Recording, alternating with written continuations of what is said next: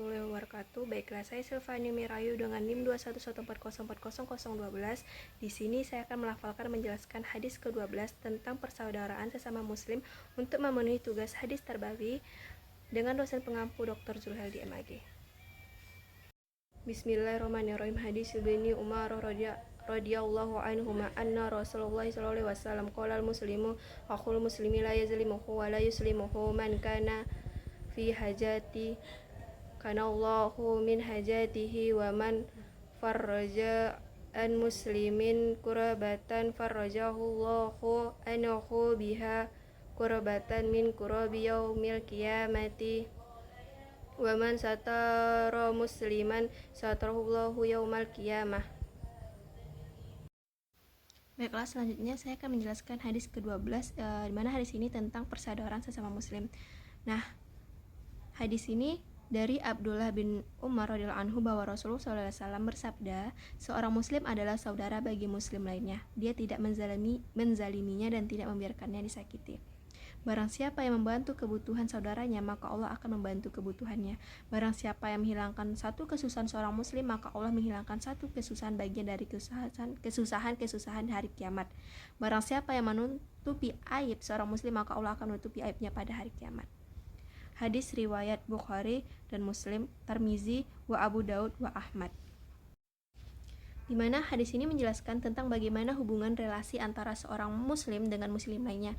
Dalam hadis ini disebutkan bahwa seorang muslim itu adalah saudara bagi muslim lainnya. Jadi seorang muslim itu adalah saudara seperti saudara kandung atau lebih.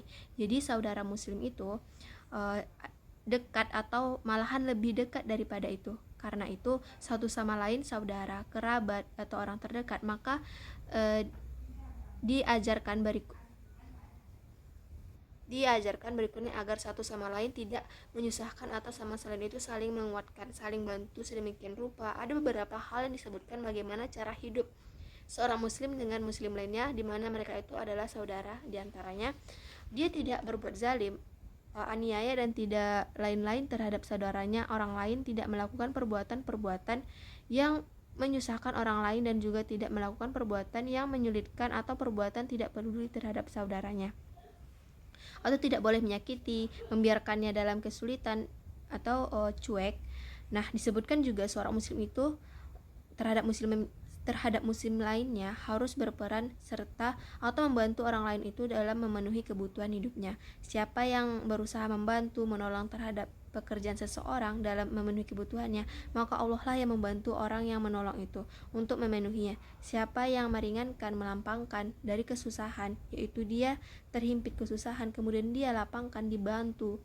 Siapa yang menutup, atau dalam hadis ini dijelaskan tidak boleh mengungkapkan aib-aib yang selama ini ditutupi. Siapa yang menutupi seorang muslim akan Allah tutup aibnya pada hari kiamat. Apakah teman-teman pernah mendengar seseorang mencaci maki saudaranya sesama muslim? Atau pernahkah kita mendengar berita seseorang yang menipu rekan atau klien bisnisnya hingga rugi dalam jumlah besar padahal mereka adalah sesama muslim? Tidakkah kita mengetahui bahwa semua perbuatan itu dan perbuatan-perbuatan semisalnya melanggar larangan-larangan yang telah ditetapkan oleh Allah Subhanahu wa taala dan Rasul-Nya?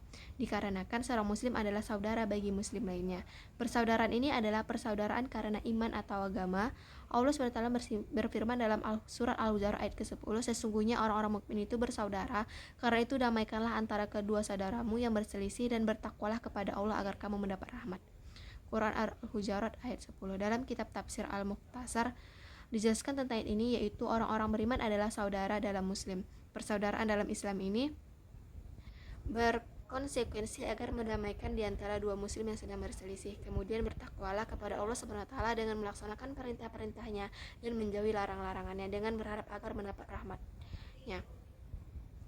Kemudian perkara ini juga dijelaskan oleh Rasulullah SAW dari Abu Hurairah radhiyallahu anhu. Rasulullah SAW bersabda, janganlah kalian atau wahai muslim saling hasad, dengki, saling najisi, saling membenci, saling membelakangi, dan janganlah kalian melakukan transaksi harta yang berdampak pada gagalnya transaksi orang lain. Jadilah kalian wahai hamba-hamba Allah, orang-orang yang bersaudara. Orang muslim itu saudara bagi muslim lainnya, tidak menzaliminya, tidak membiarkan dizalimi, tidak membohonginya, dan tidak merendahkannya. Takwa itu letaknya di sini. Beliau menunjuk ke arah dadanya 3 kali. Cukuplah seseorang itu jahat ketika merendahkan saudaranya sesama muslim. Setiap muslim haram mengganggu muslim yang lain, baik mengganggu darah, harta, maupun kehormatan dan nama baiknya. Syekh Dr. Shalih Al-Utsaimin dalam hadis terdapat 5 buah larangan. Pertama, dalam perkataan Nabi, janganlah saling hasad atau dengki. Ini merupakan larangan tersebut adalah hasad. Ini merupakan larangan berbuat hasad. Hakikat hasad adalah seseorang yang tidak menyukai tersampaikannya nikmat kepada orang lain meskipun ia tidak menginginkan hilangnya nikmat tersebut. Sehingga semata-mata ada rasa tidak suka saja sudah termasuk ke dalam hasad. Demikian kajian mendalam tentang hasad. Kemudian itu dalam perkataan Nabi SAW, jangan saling najisi. Ini adalah larangan tindakan najisi. Najisi itu meninggikan sesuatu dengan trik atau tipu daya, sehingga yang dimaksud dari hadis ini adalah larangan untuk mendapatkan sesuatu dengan makar, akalan-akalan, dan tipu daya. Yang ketiga itu jangan saling membenci. Itu larangan dari saling membenci. Penempatan larangan itu yaitu apabila tidak dijumpai alasan syariat padanya. Ketika dijumpai alasan syariat, alasan pembenar untuk membenci salah seorang dari kaum muslimin, maka maksiat seorang muslim tersebut yang dibenci namun bukan orangnya, sehingga terkumpul dalam diri seorang muslim itu 2 hal, yaitu rasa cinta dan rasa benci. Rasa cinta pada pokok agama Islam dan rasa benci pada jeleknya perbuatan atau maksiatnya. Keempat, yaitu larangan untuk saling membelakangi dengan bentuk saling boikot dan saling putus hubungan. Dinamakan tadabur karena kedua orang tersebut saling membelakangi atau memboikot. Hal ini terlarang apabila saling membelakangi ini terjadi karena perkara dunia. Apabila terjadi karena perkara agama, maka hukumnya boleh, namun dengan syarat yaitu sekujur terwujudnya maslahat dari saling boikot tersebut.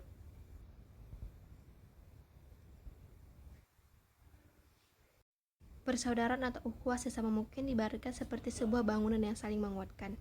Dari Abu Musa radhiyallahu anhu, Rasulullah SAW bersabda, yang artinya sungguhnya mukmin yang satu dengan mukmin yang lain seperti sebuah bangunan yang tersusun rapi sebagaimana menguatkan sebagian yang lainnya. Hadis riwayat Bukhari.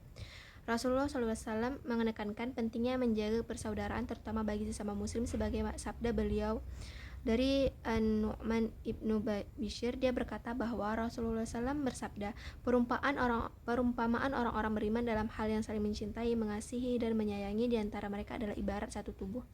Apabila ada anggota salah satu tubuh yang sakit, maka seluruh tubuhnya akan ikut terjaga atau tidak bisa tidur dan panas, turut merasakan sakitnya. Hadis riwayat Muslim.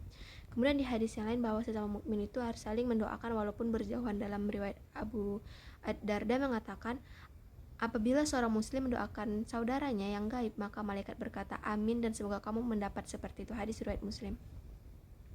Kemudian marilah kita cermati bersama hubungan antar sesama manusia. Hubungan antar sesama manusia ini disebut ukhuwah basariyah atau persaudaraan sesama manusia. Persaudaraan sesama muslim disebut ukhuwah islamiyah. Persaudaraan inilah yang mengikat sesama muslim untuk bersatu padu dengan kokoh. Kesatuan paduan ini dilandasi oleh ajaran Allah termasuk cinta dan kasih sayang. Untuk apakah persaudaraan itu dibangun dalam kehidupan bermasyarakat? Nah, tujuan utamanya adalah untuk saling bekerja sama dan saling tolong-menolong untuk berbuat kebajikan dan kebenaran, serta bukan untuk bermusuhan atau melakukan perbuatan mungkar. Dengan bekerja sama dan saling tolong-menolong inilah masyarakat yang penuh dengan kebajikan, kejujuran, kemakmuran, dan kedamaian dapat terwujud. Namun, dalam perjalanannya banyak tantangan, kesulitan yang harus diatasi dan karena itu umat muslim dalam perjalanan hidupnya harus selalu dinamis, selalu melihat kepada umat muslim yang menjadi saudara sesamanya seagama. Apabila di antara mereka menghadapi kesulitan, maka saudara datang membantu. Dalam upaya mewujudkan persaudaraan inilah setiap muslim tidak berbuat atau hanya melihat atau menonton, tetapi berbuat dan melakukan sesuatu. Dalam Islam, hakikat hidup itu adalah perjuangan. Karena itu, setiap muslim haruslah menjadi pejuang untuk mewujudkan kehidupan yang penuh dengan ridha Allah. Karena itu pula setiap muslim harus menjaga ketentraman, kedamaian, dan keadilan, dan dilarang untuk menebar kerusakan, kesengsaraan, dan kemungkaran di muka bumi ini. Persaudaraan atau ukhuwah atau brotherhood dalam Islam bukan hanya dititik beratkan kepada keterikatan atau kesatu paduan, tapi lebih dari itu. Ukhuwah atau persaudaraan atau brotherhood adalah kesadaran atas kesamaan dan kebersamaan untuk mewujudkan rahmat Allah bagi seluruh alam ini. Persaudaraan mengandung makna sebagai instrumen perjuangan yang mulia dan sebagai strategi yang bersifat universal untuk menciptakan kemakmuran, keadilan, dan kedamaian bagi manusia di alam semesta ini. Karena itu pula, mengapa dalam Islam umat harus menjadi penguasa atau khalifah di muka bumi ini tanpa menjadi khalifah? Tujuannya yang amat mulia ini mustahil dapat diwujudkan. Nah, Makna yang terkandung dalam konsep persaudaraan dalam Islam ini lebih jauh. Apa yang telah diuraikan mencerminkan berbagai unsur merupakan kandungan dari makna persaudaraan. Apakah makna persaudaraan dalam konteks kehidupan bermasyarakat bernegara pada abad 21 ini? Apakah value dari ajaran persaudaraan ini mengandung arti yang berguna dalam kehidupan pada abad ini? Persaudaraan adalah ikatan psikologis, ikatan spiritual, ikatan kemanusiaan yang tumbuh dan berkembang amat dalam di dalam hati nurani setiap orang. Melekat dan terintegrasi menjadi satu kesatuan dalam berpikir, bersikap, dan bertindak. Ikatan persaudaraan ini muncul karena kesamaan iman, kesamaan pola pikir, kesamaan mindset, kesamaan aspirasi, kesamaan kebutuhan, kesamaan cita-cita dan harapan dalam hidup bermasyarakat.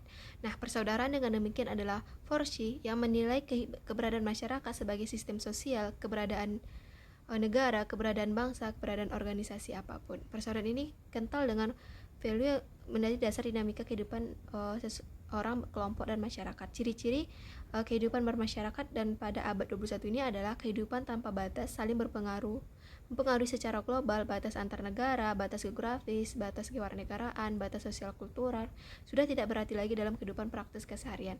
Kemajuan pengetahuan teknologi telah memecahkan semua keterbatasan selama berabad-abad menjadi hambatan dan permasalahan manusia. Transparansi, kebebasan yang acap kali tanpa kendali menjadi ikon kehidupan. Kebebasan pasar, persaingan bebas, kebendaan mendominasi segala aktivitas dalam kehidupan. Kehidupan penuh dengan pragmatisme dan materialisme. Kebendaan, kemewahan, dan kebutuhan bersifat materialistik amat mendominasi kehidupan keseharian tersebut. Nilai-nilai moral, nilai-nilai kemanusiaan masih menjadi sebutan walaupun dipergunakan untuk menarik simpati dan perhatian mereka. Fenomena kehidupan seperti inilah yang ciri masyarakat pada abad 21 ini. Nah, kehidupan seperti ini merupakan kontribusi dari dinamika perubahan sosial termasuk proses globalisasi yang tak terkendali. Manusia hilang sifat kemanusiaannya, hubungan antar orang, antar kelompok, antar bangsa, antar negara banyak dipengaruhi oleh fenomena global ini.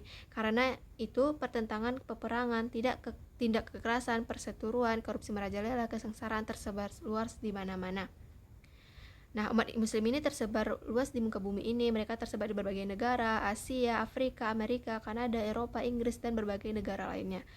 Dimanapun mereka, siapapun mereka, begitu kita mendengar bahwa di antara mereka ditimpa musibah atau bencana, atau tidak kekerasan yang bertentangan dengan hukum, maka rasa persaudaraan kita pun bangkit dan terinspirasi, terdorong untuk berupaya dan berbuat sesuatu dengan berbagai cara guna membantu mereka agar keluar dari musibah atau bencana yang menimpa mereka.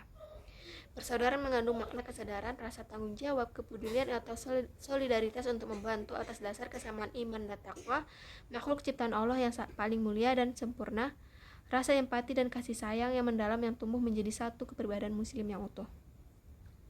Pikiran dan daya himpunan dan dimobilisir dalam satu upaya bersama untuk melakukan sesuatu yang dapat mengeluarkan mereka dari musibah dan bencana tersebut. Inilah esensi makna praktis dari value yang terkandung dalam persaudaraan itu. Nah, persaudaraan dalam Islam ternyata tidak eksklusif tapi inklusif. Karena itu, persaudaraan bersifat universal tanpa mengenal perbedaan, tanpa mengenal tempat dan waktu. Dalam kenyataan hidup bermasyarakat baik pada tingkat lokal, nasional maupun global, persaudaraan dalam Islam itu mengandung roh dan makna yang konsisten dengan filosofi Islam bahwa Islam itu rahmat bagi alam semesta ini. Kemudian kaitan hadis ini dengan pendidikan, yaitu erat kaitannya dengan pendidikan secara hadis ini adalah akhlak antar sesama untuk umat muslim. Dijelaskan tentang prinsip-prinsip akhlak seorang muslim ini mendidik mengaitkan kepada kita bagaimana prinsip